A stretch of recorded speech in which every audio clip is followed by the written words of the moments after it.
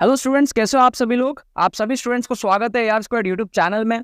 आज इस वीडियो के अंदर मैं आपको तुक्का स्ट्रैटेजी बताऊंगा, जेन्युइन तुक्का स्ट्रैटेजी बताऊंगा जो आप जेईई मेन 2024 में अप्लाई कर सकते हो और अपने नंबर को बूस्ट कर सकते हो।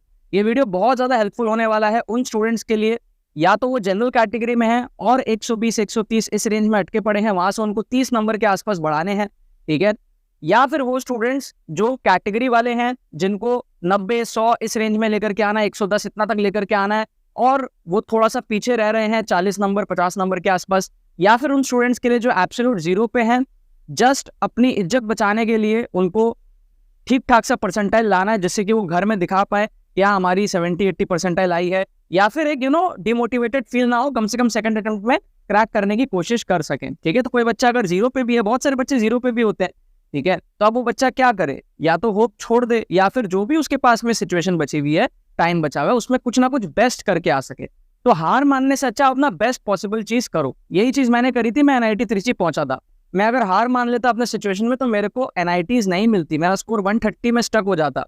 वहां से मैं 175 लाया, 98.7 परसेंटाइल के आसपास आया था मेरा, 15,000 रैंक। उस टाइम पे एक ही अटेम्प्ट होता था, सारे बच्चे एक ही दिन देते थे, काफी टफ कॉम्पिटिशन था, काफी ज्यादा एक टाइट सिचुएशन में 2017 के अंदर में मैंने 44 मार्क्स बूस्ट किए थे, 175 मार्क्स लाया था तुक्का स्ट्रैटेजी को यूज करके। एनआईटी त्रिची में मेरे को प्रोडक्शन इंजीनियरिंग मिला था और स्टेट एनआईटीज के अंदर में एनआईटी दुर्गापुर में मेरे को कंप्यूटर साइंस मिल रहा था, राइट।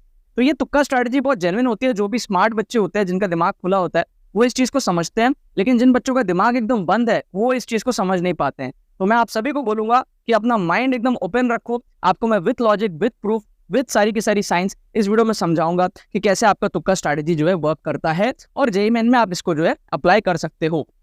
सबसे पहली चीज, जो क्वेश्चंस आपसे सॉल्व हो रहे हैं वहां पर आपको तुक्का कभी नहीं मारना है, ठीक है। जो क्वेश्चन सॉल्व हो रहे हैं उसको आप सॉल्व करोगे, तुक्का आपको वहां मारना जब आपको नंबर बूस्ट करने की जरूरत है। आपको पता है यहाँ से मेरे को नंबर बूस्ट करना है, 30-40 नंबर बूस्ट करना है, कोई ऑप्शन नहीं है, वहां आपको तुक्का स्ट्रैटेजी का अप्लाई करना है। अदरवाइज उसके अलावा कोई ऑप्शन ही नहीं है आपके पास में, ठीक है, राइट। कई सारे बच्चे बोलते हैं 2 साल पढ़ने वाले बच्चे पागल थोड़ी है। अरे 2 साल पढ़ने वाले बच्चे पागल नहीं है, लेकिन जिसने नहीं पढ़ा वो अब क्या करे, वो पागल बन जाए, उसको तो अटेम्प्ट करना पड़ेगा, यस और नो। एक और मिसकंसेप्शन रहता है बच्चों के दिमाग में कि नेगेटिव ज्यादा करने से क्या परसेंटाइल में कुछ डिक्रीज होता है। ऐसा नहीं है यार। अगर आपने ज्यादा गलतियां करी है फिर भी आपका फाइनल स्कोर किसी दूसरे बच्चे से ज्यादा है, राइट, तो आपका जो रैंक होगा वो उससे बेटर ही होगा। अब आपके मन में सवाल आ रहा होगा कि ज्यादा गलती करने से दूसरे से बेटर कैसे आ सकता है, वही तुक्का स्ट्रैटेजी है, समझ रहे हो।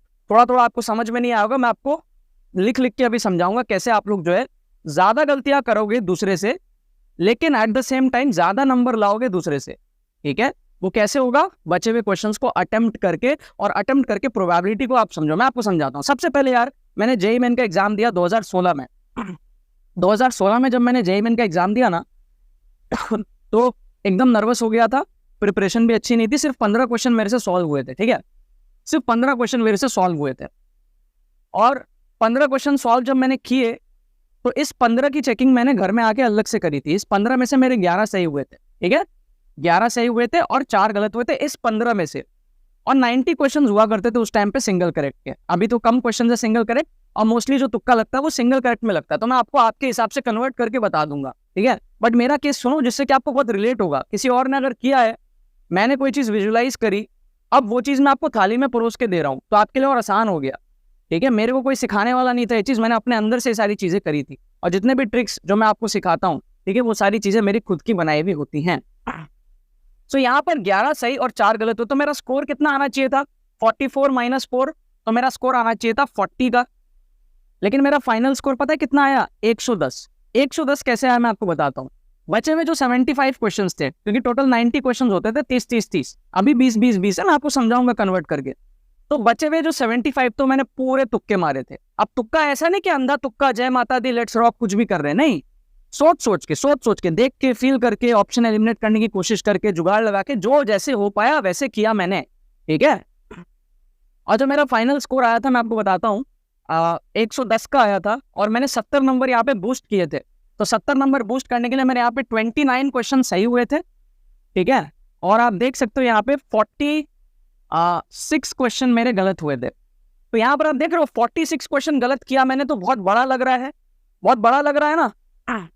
लेकिन 29 क्वेश्चन जो सही किया उसका इम्पैक्ट ज्यादा है। 29 सही करने की वजह से कितने आए, 116। 116 माइनस हमारे कितने हो गए, 116 माइनस 46। ठीक है, तो आप देख सकते हो 116 माइनस 46 हमारे पास में हो गए 70 नंबर यहाँ पर, राइट।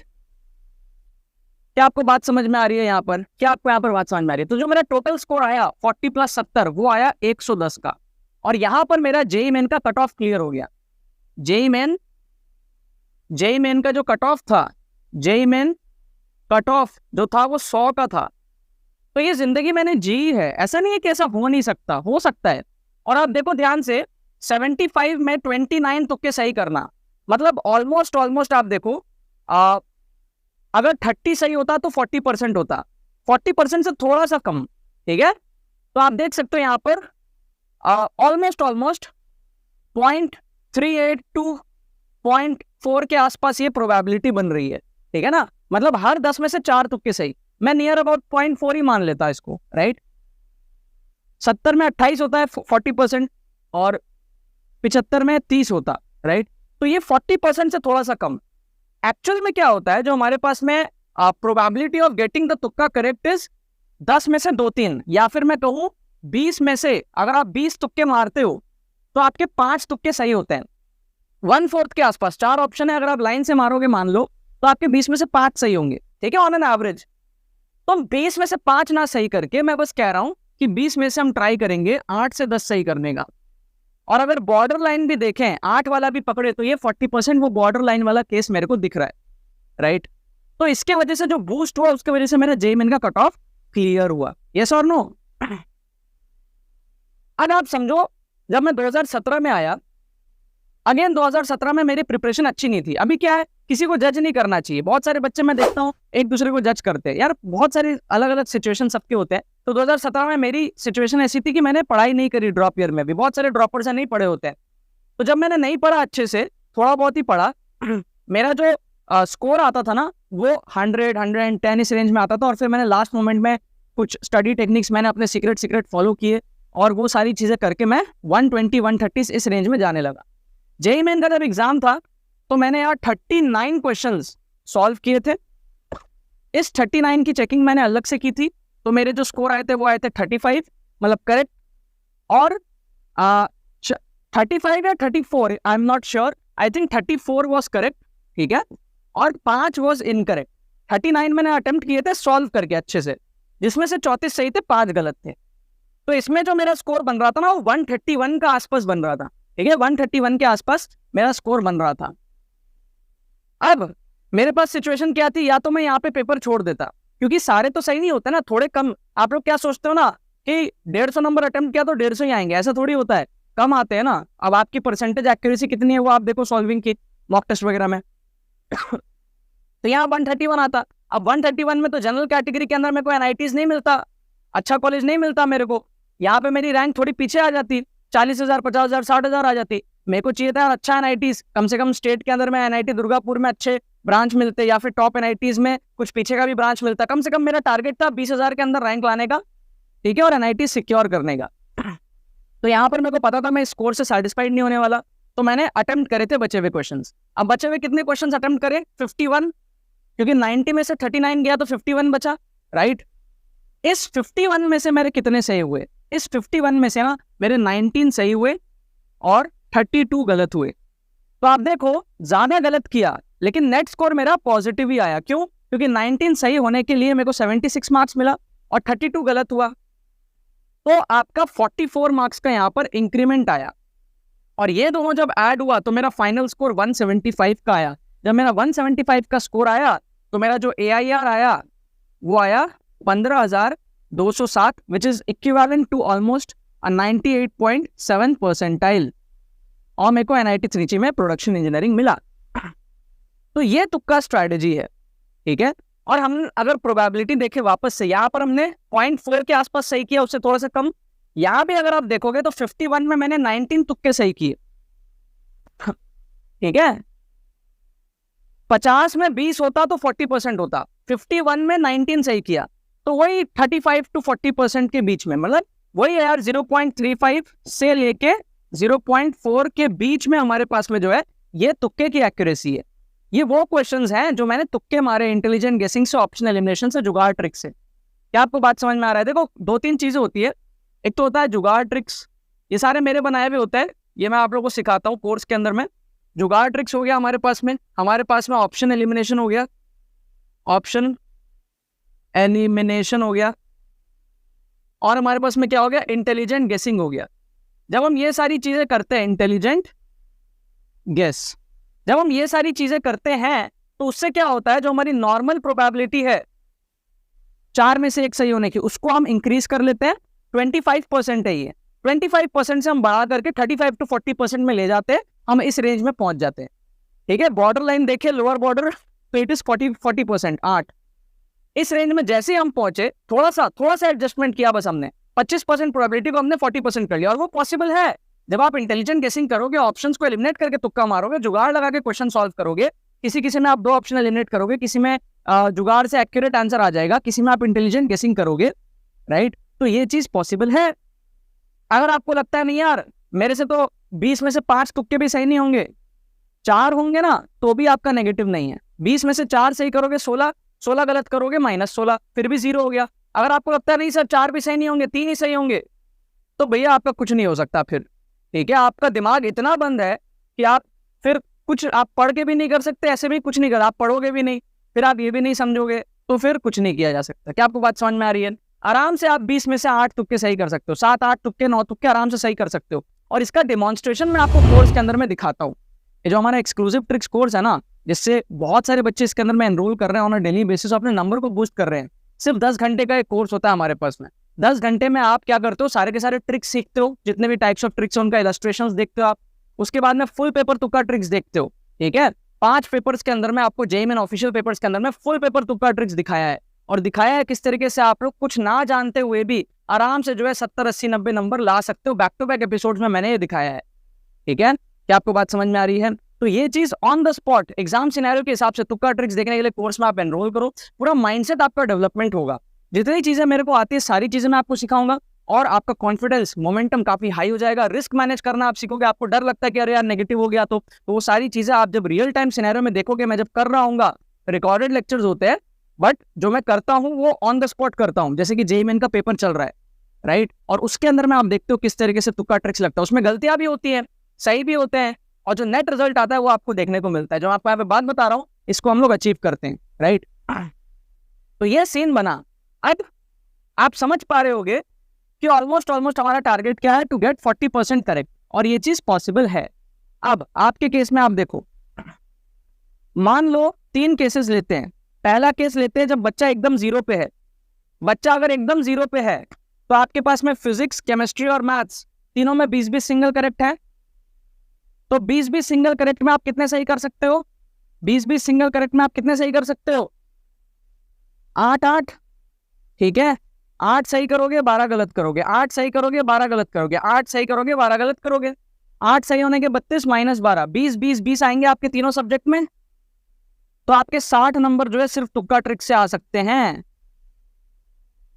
जब आप 40% एक्यूरेसी ले आ लो। जैसे मैंने 2016 में किया, 17 में किया, तब तो मैं स्टूडेंट था। अभी मैं आपको सिखाऊंगा कोर्स के थ्रू, आप आराम से 40% एक्यूरेसी ले आ लोगे। तो यहाँ पे 60+ आपके आ सकते हैं फ्रॉम एब्सोल्यूट 0।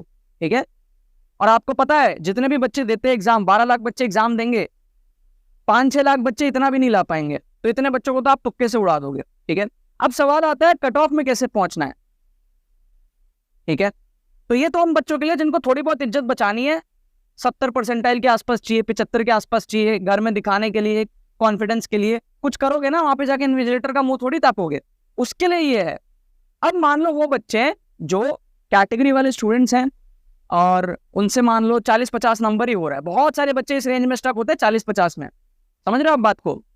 तो आप 40-50 से आप उनको अपना मार्क्स को डबल कर सकते हो। यहाँ पे कैसे देखो, फिजिक्स, केमिस्ट्री, मैथ्स, मान लो आपने 4-4 क्वेश्चन सॉल्व किए सिंगल करेक्ट, और मान लो आपने 1-1 क्वेश्चन सॉल्व किया न्यूमेरिकल टाइप, इतना आपने सॉल्व कर लिया। ठीक है, तो आप 5-5-5 किए, मतलब कि आप कितना सॉल्व किए यहाँ पे? आप यहाँ पर सॉल्व किए 4-4-4 48, यहाँ से आपका +48 और यहाँ से आपका +12, तो आपने इतना सॉल्व किया +60 के आसपास। अब बचे कितने आपके पास में? 16 बचे हुए हैं, 16 आपके पास में बचे हुए हैं। ठीक है, 16 क्वेश्चन अब आप अटेम्प्ट करोगे, ठीक है। 40% का मतलब क्या पता है, अगर आप 20 में से 8 सही करते हो और 12 गलत करते हो तो 8 सही होने के 32 नंबर और 12 गलत होने के -12, तो आपका 20 नंबर का इंक्रीमेंट हुआ। तो 20 क्वेश्चन अटेम्प्ट करने पे 20 नंबर का इंक्रीमेंट हुआ। मान लो आप 10 क्वेश्चन अटेम्प्ट करते हो, 4 सही होते हैं 6 गलत होते हैं, तो 4 सही होने के 16 नंबर और 6 गलत होने के -6, तो नेट स्कोर +10 का आया। तो जितने क्वेश्चन अटेम्प्ट कर रहे हो उतना ही आपका बूस्ट आ रहा है अगर आप 40% एक्यूरेसी से तुक्के मार लेते हो। तो यहाँ अगर आप 16 क्वेश्चन अटेम्प्ट करोगे तो 16 का 40% अगर सही होता है, वो आप कैलकुलेट कर लो 6-7 के आसपास आएगा, तो आप ऑन एन एवरेज 16 3 48 का आप 40% देख लो लगभग, और बाकी के गलत होंगे, तो आपका ऑन एन एवरेज यहाँ से आपका 48 नंबर आएगा। इन तीनों को आप अगर मिलाते हो तो समझ रहे हो। तो आपका जो स्कोर यहाँ से 48 था, 48 का डबल 96 हो गया, और 12 इसको आप सॉल्व कर लोगे, एक एक न्यूमेरिकल टाइप क्वेश्चन भी सॉल्व कर लो 10 में से, तो आपका 100, आप देख सकते हो 108 का जो है स्कोर बन जाएगा फाइनल। और यहाँ आपका क्या होता है, कट ऑफ क्लियर हो जाता है आराम से, और आपकी 92 परसेंटाइल 90 परसेंटाइल से ऊपर आपके यहाँ पर आराम से बन जाती है, कुछ केसेस में 95 परसेंटाइल भी बन जाती है। तो जो एब्सोल्यूट जीरो पे वो ये जो 40-50 नंबर 60 नंबर सॉल्व कर पा रहा है वो यहाँ पहुंचेगा। या तो आप बोलो कि मैं 50 नंबर 60 नंबर पे खुश हूँ, फिर रोना मत, जो आ रहा है ड्रॉप लेना हो, ठीक है। बट आप अगर अटेम्प्ट कर सको, देखो 4 में से 1 तुक्का तो वैसे ही सही होता है, नॉर्मल प्रोबेबिलिटी, तो 16 में से 4 तो वैसे ही सही होंगे। मैं कह रहा हूँ 16 में से 7 सही कर लो, 3 एक्स्ट्रा सही कर लो, तो आपका ये केस बन जाएगा, स्कोर आपका ऑलमोस्ट जो है डबल हो गया, डबल से थोड़ा सा कम। क्या आपको बात समझ में आ रही है? एटलीस्ट सिंगल करेक्ट में तो डबल हो ही गया, 48 का 96 बन गया। न्यूमेरिकल टाइप के एक एक कर लोगे तो आपका 108 बन जाएगा, नहीं तो 96 में भी आपका कट ऑफ क्लियर हो जाता है। समझ रहे हो आप बात को। अब आते हैं वो बच्चे जो जनरल कैटेगरी में है और मेरा जैसा सिनेरियो है जिनका, ठीक है। मान लो आपने फिजिक्स केमिस्ट्री मैथ्स तीनों में मान लो आपने क्या किया, आपने मान लो तीनों में 10-10 क्वेश्चन आपने सॉल्व किए, सिंगल करेक्ट की मैं बात कर रहा हूँ। तो आपने यहाँ पर क्या किया, 40 और 40 आपने कर लिया। अब बचे हुए 10-10 आप करोगे तो उसमें 4 सही होंगे, समझ रहे हो ना आप बात को। तो बचे हुए जो 10-10 करोगे उसमें 10-10 नंबर आप और बढ़ा लोगे तुक्के से। यहाँ पर दिखाया ना 10 में से 4 सही होंगे तो 16 -6 10। तो जितना क्वेश्चन अटेम्प्ट करोगे 40% एक्यूरेसी रहेगी तो उतने ही नंबर आपके बूस्ट होंगे। तो यहाँ पे 10 नंबर आपने और बढ़ा लिए। और न्यूमेरिकल टाइप आप अगर 2 भी कर लो तो 8 नंबर और 8 नंबर और। तो जो आप 120 सिंगल करेक्ट में थे, न्यूमेरिकल टाइप आपका 24 नंबर, मतलब कि आप 144 से अपने नंबर को बूस्ट करके 30 नंबर जो आपने यहाँ बढ़ाए 174 पे पहुंच जाओगे। And now the game changes. समझ रहे हो, सिंगल करेक्ट 10 कर लिया। ये जनरल कैटेगरी वाले बच्चे की बात बता रहा हूँ जिसने ठीक ठाक पढ़ाई करी है, लेकिन फिर भी आपको ड्रॉप लेना पड़ जाएगा। आपको कई बच्चों को अंदाजा ही नहीं होता है कि इस रेंज में आपका जनरल में कुछ हो नहीं रहा। अगर आपका लक्ष्य है कि अच्छे NITs में जाना है, अच्छे ब्रांच के साथ में, ठीक है, बाद में आप कहते हो इधर नहीं जाऊंगा, नॉर्थ ईस्ट नहीं जाऊंगा, ये नहीं जाऊंगा, वो नहीं जाऊंगा, तो अभी ये चीज कर लो ना। और वैसे भी आपके पास 2 अटेम्प्ट होते हैं, फर्स्ट अटेम्प्ट में वैसे भी कंपटीशन कम है। क्या आपको बात समझ में आ रही है? तो यहाँ पर क्या है, बेसिक सा देखो, कुछ पाने के लिए कुछ खोना पड़ता है। आपने थोड़ी पढ़ाई कम करी जिसलिए आपका जो चाहिए आपको स्कोर उससे कम नंबर आ रहे हैं, तो वहां पर आपको यहाँ पर तुक्का ट्रिक्स जो है सीखना पड़ेगा। कोई ऑप्शन आपके पास में नहीं है। कम टाइम में आप एक दिन में 30 नंबर नहीं बढ़ा सकते, बट आप ये फॉलो कर सकते हो आप, राइट।